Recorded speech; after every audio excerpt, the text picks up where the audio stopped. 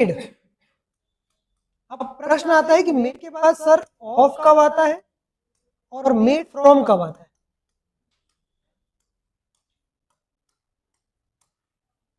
ठीक है, मैंने कहा कि आप खुद लॉजिक लगा पाओगे, देखो बहुत आसान है।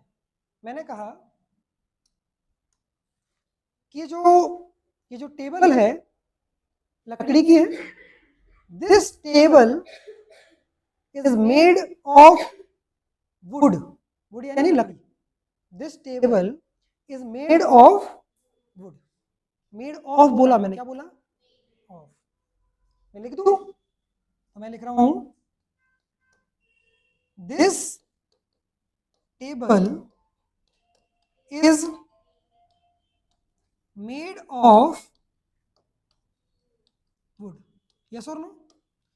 और दूसरा एग्जांपल में लिख रहा हूं this paper is made from tree. Tree या वुड कुछ भी लो, ट्री और वुड पता ही, समझ रहे हो ना? ट्री मतलब पेड़ और वुड मतलब लकड़ी, है ना? वुड है ना, यहाँ चलो वुड ही लिख दे रहा हूं, ठीक है? लकड़ी से बना हुआ है पेपर, पता है ना? ये पेड़ों से पेपर बनते हैं, पता है नहीं? तो एक जगह मैं कह रहा हूं कि ये किससे बनी है? Made of. और एक जगह मैं क्या कह रहा हूं? Made from. तो आप लॉजिक अगर लगा पा रहे हैं तो बताओ, नहीं लगा पा रहे तो फिर मैं समझाऊंगा क्या लॉजिक है, क्यों मैंने ऊपर में ऑफ लगाया और नीचे में फ्रॉम लगाया।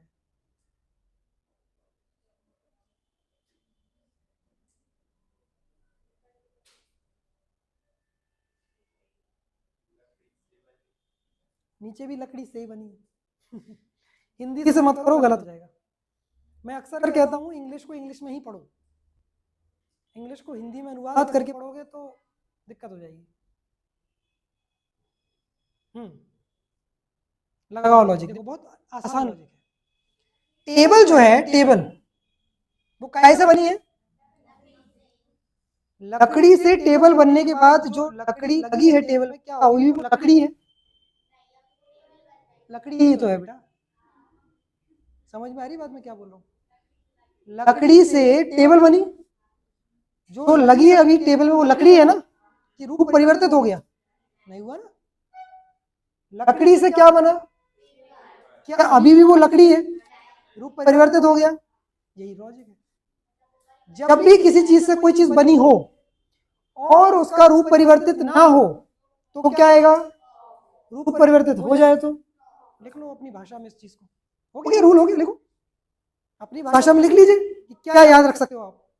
ऑफ कब लगा रहे हैं? जब उसका ओरिजिनल फॉर्म चेंज ना हो, उसका वास्तविक रूप चेंज ना हो तो क्या लगाएंगे हम? ऑफ लगाएंगे।